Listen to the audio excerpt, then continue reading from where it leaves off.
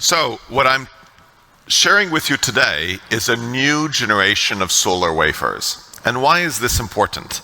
Because of course, solar power, green button, is not moving. The big one in the middle. There we go.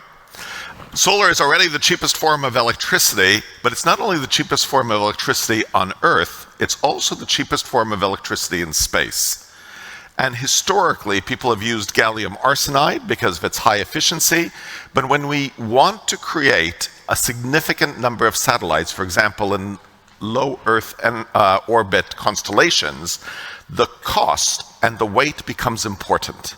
So what I'll be sharing is how silicon technology, wafers made by epitaxy, can lower launch costs and increase lifetimes of these LEO satellites and also high-altitude pseudo-satellites.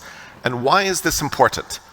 Because silicon is a critical material, and while the real goal is the 30 billion total addressable market for terrestrial wafers in 2030, the ability to be able to produce for space gives you an entry point where people pay dollars rather than dimes for these wafers.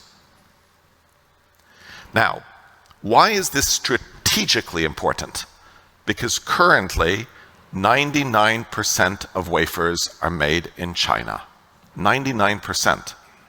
So it means that we cannot deploy more solar in the West, we cannot deploy more satellites if China boycotts production of wafers to the West. Now, could we reshore conventional technology? It's exceptionally capital intensive. It has multiple steps. And all of the equipment companies are also Chinese.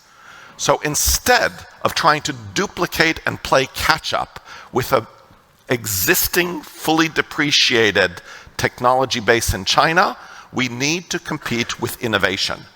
A process that is so simple, it only requires 3 steps. You take a wafer, you create a release layer on top of it, and then you expose it to commodity starting material gases and create a clone and mechanically separate the two. It couldn't be simpler. And this process is 60% more CO2 efficient, more silicon efficient than conventional technologies. And it allows us to go thin. And that's why I'm showing this wafer today. This is a mini module made from epitaxial wafers that are 70 microns thick, compared to conventional PERC at 170 microns.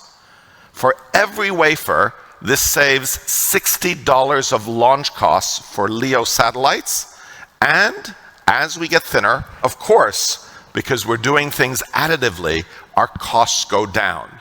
So the thinner things become, the more competitive Nexwafe technology is. Now, how competitive can that be? As I said, reshoring in the West, for example in North America using conventional Czochralski technology, is literally 2.5 to 3 times more expensive than using Nexwafe technology. And in low-cost countries, for example with our partner alliance in Gujarat and Jamnagar, where they're building out 10 gigawatts as we speak, we can actually have the same cash costs, including depreciation, as fully depreciated Chinese production of Czochralski. Now, what is the first step?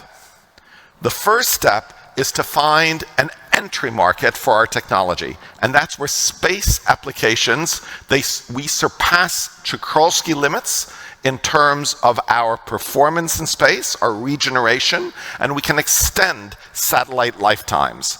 And that means that we not only save in the launch costs, but also we extend the life of the satellites.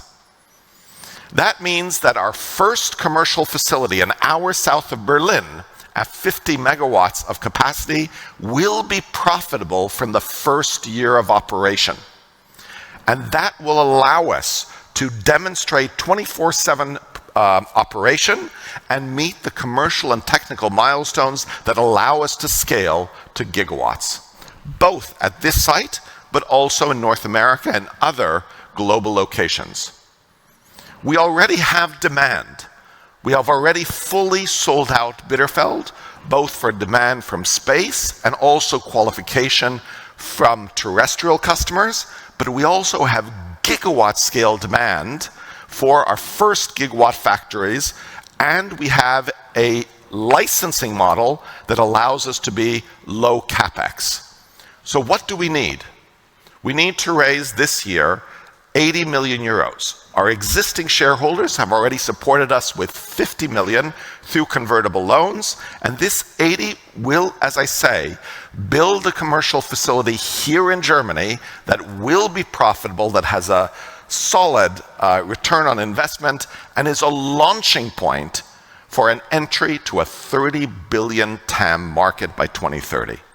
Thank you for your interest, and looking forward to our discussions at the break. Thank you.